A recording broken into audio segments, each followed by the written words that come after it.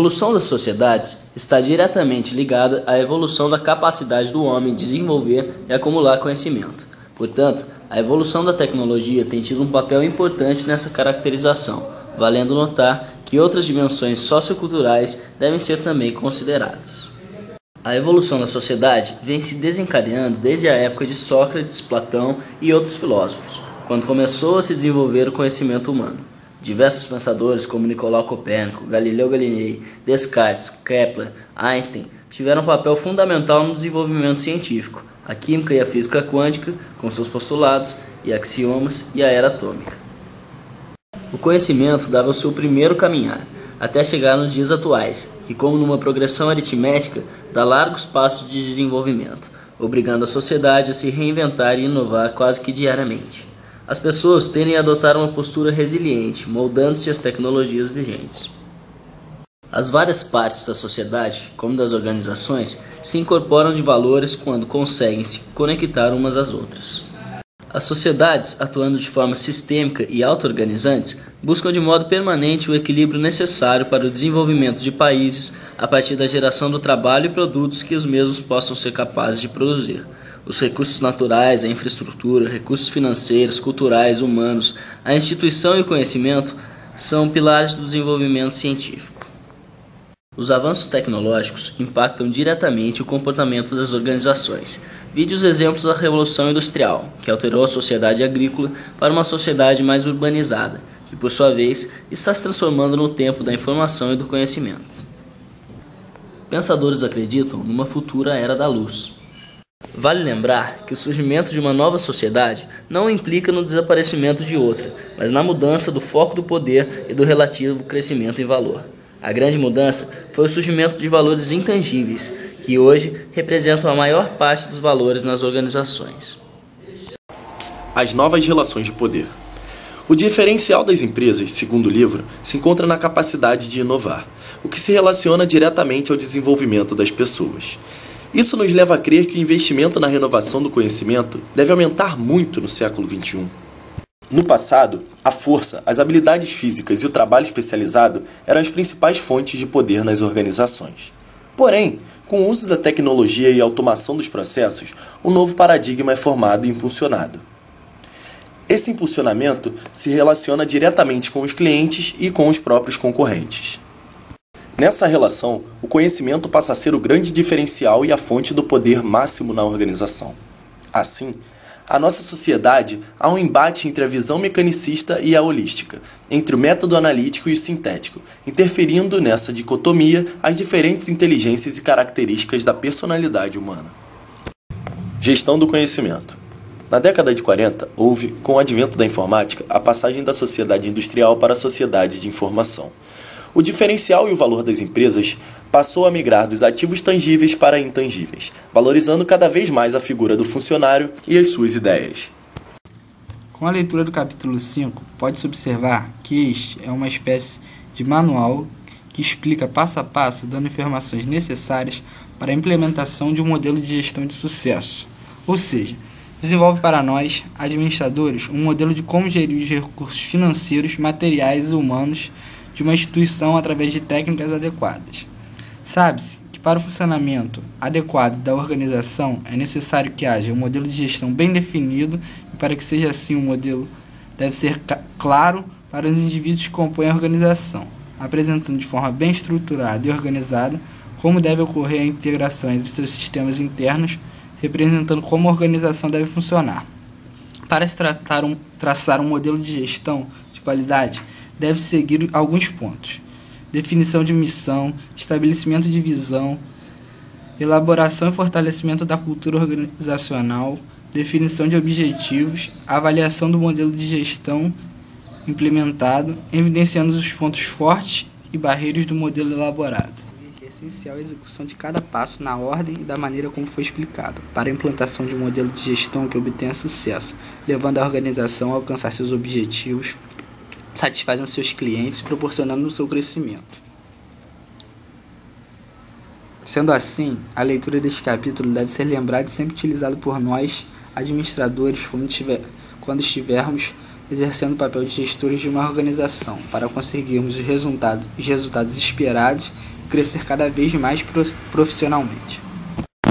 O capítulo 6 apresenta-se como uma forma de exemplificar de maneira prática a implementação de um modelo de gestão, demonstrando como ocorre e as suas consequências.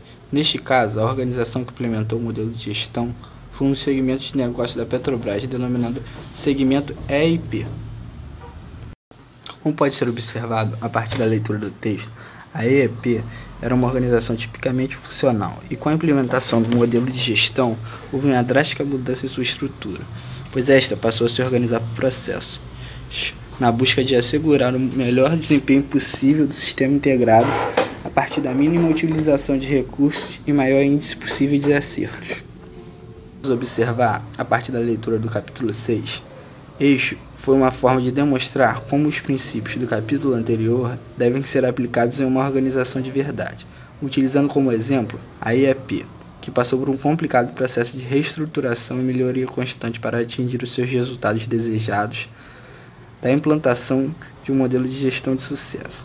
Por isso, houve a passagem por diversos estágios que devem ser utilizados na prática por nós administradores, com finalidade de se atingir os objetivos da organização. A leitura do capítulo nos proporciona uma prévia das dificuldades que podemos passar em nosso trabalho, de modo a nos deixar mais preparados para o mercado. O processo de gestão do relacionamento com os clientes significa bem mais do que implantar uma nova tecnologia. Significa uma mudança de cultura além da reorganização dos processos e de uma tecnologia para suportar essa nova forma de gestão.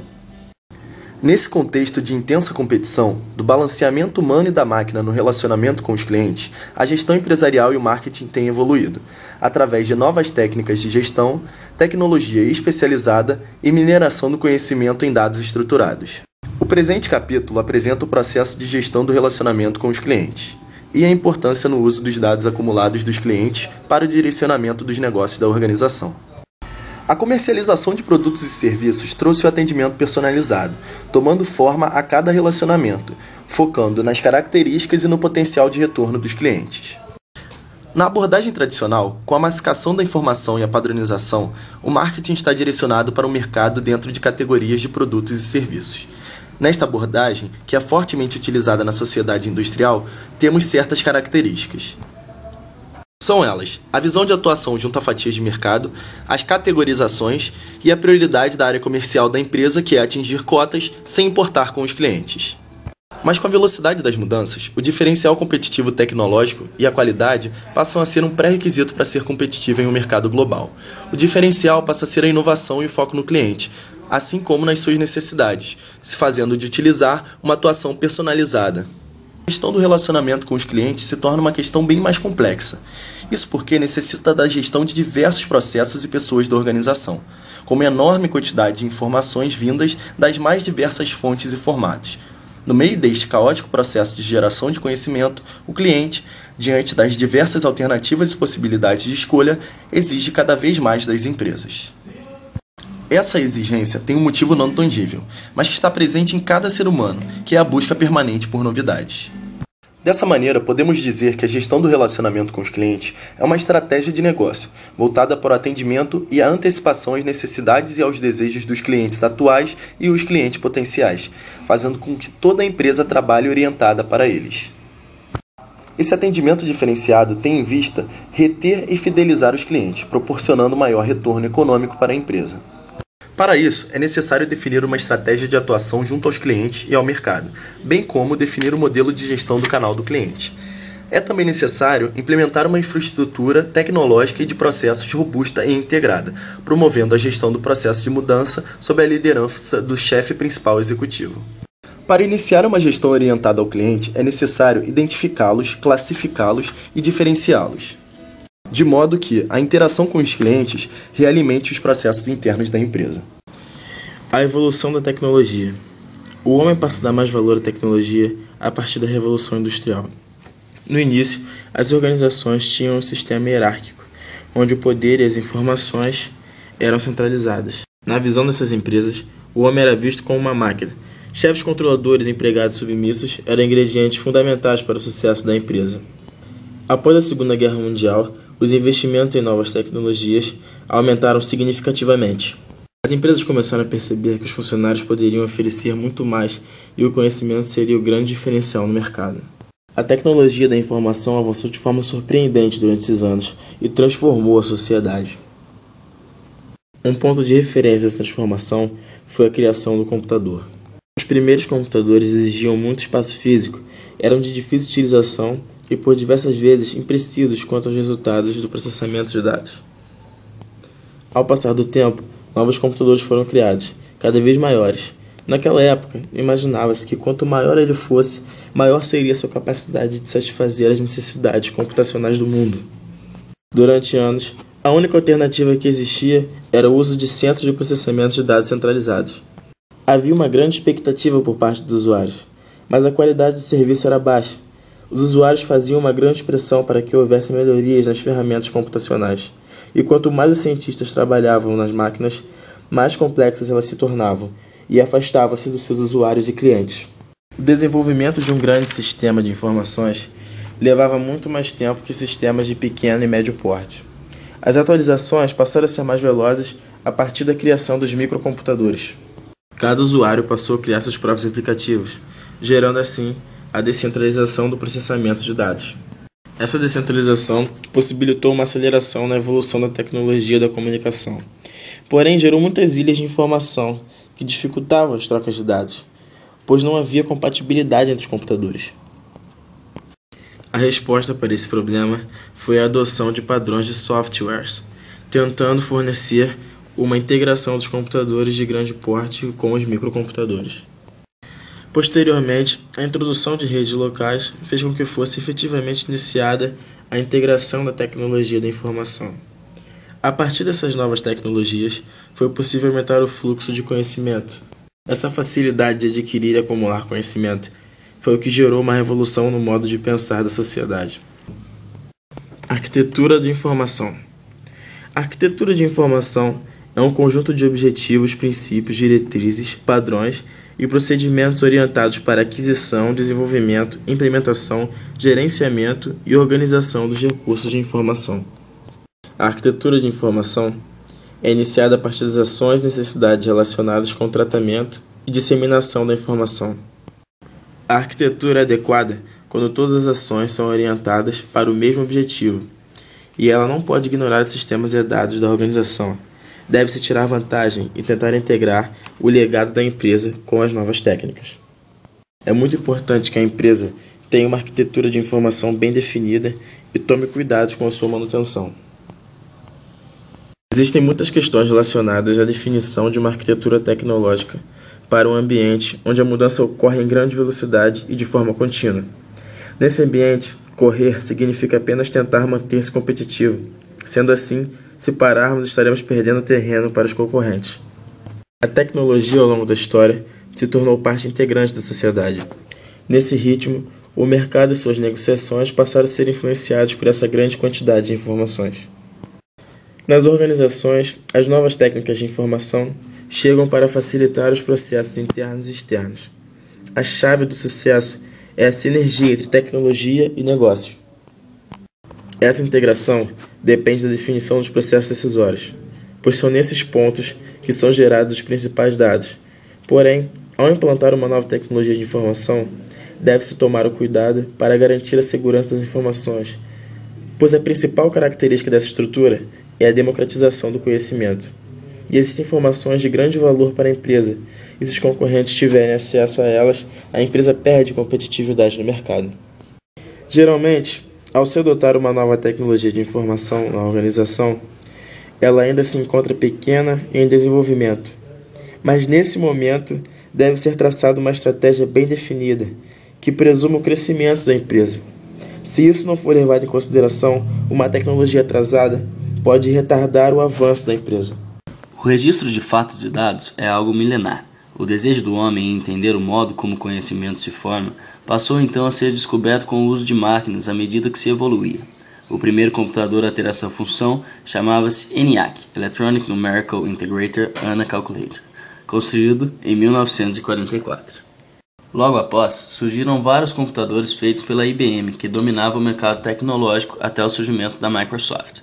O que se vê hoje em dia é uma enorme quantidade de dados que se multiplica todo ano, e assim, fatalmente, cria-se uma enorme quantidade de informações inúteis que obscureciam informações que realmente tinham alguma importância. Diante disso, veremos a seguir como se pode coletar dados de verdadeira importância.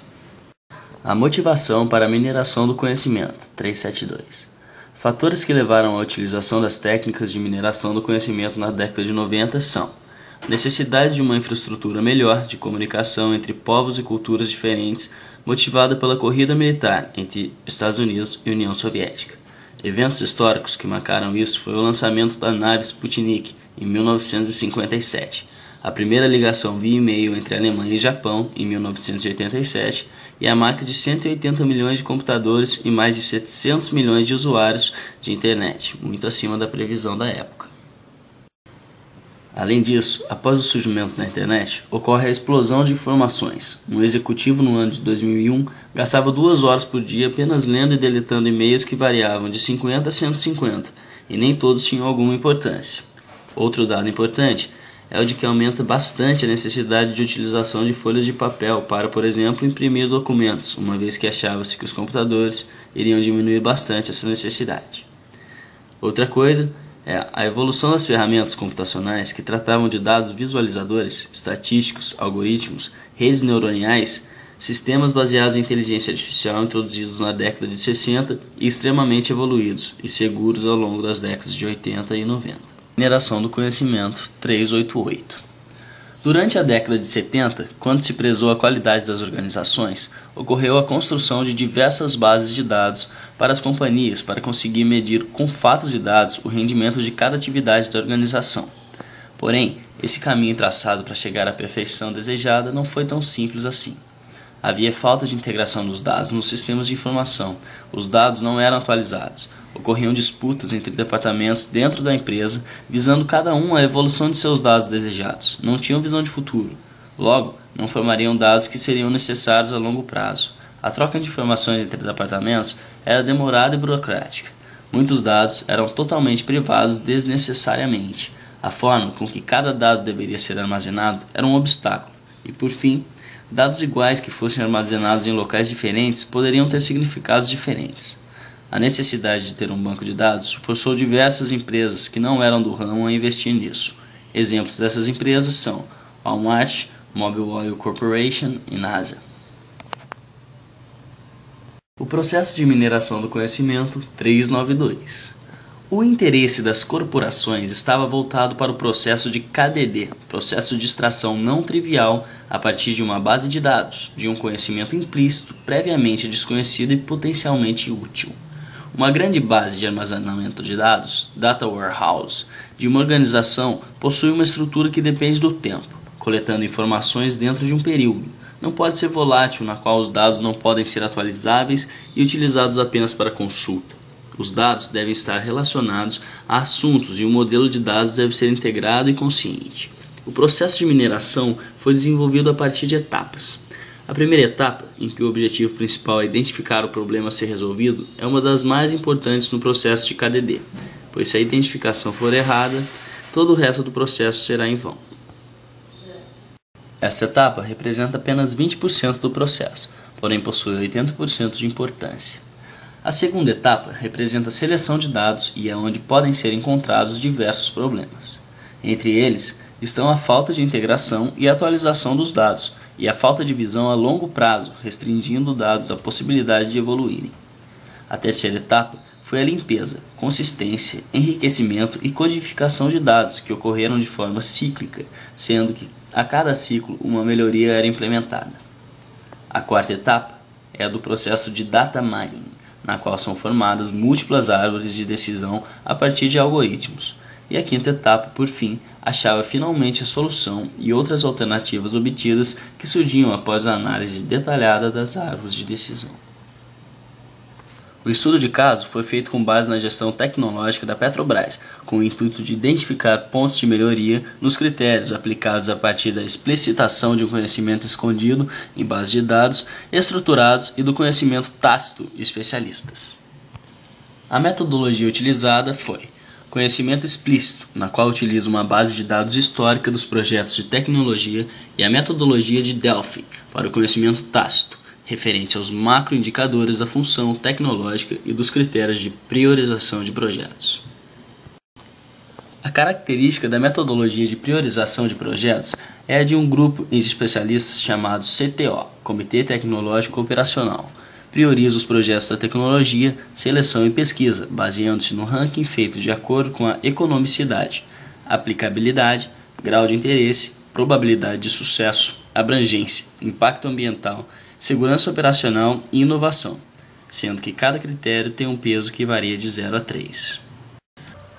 Desse modo, podemos concluir que a mineração de dados foi um sucesso absoluto. A construção de uma base de dados gerará uma enorme economia, pois assim não se coleta dados desnecessários. O processo de consolidação e validação são importantes, pois garantem a robustez das regras, e a validação trará resultados ainda melhores e mais apurados.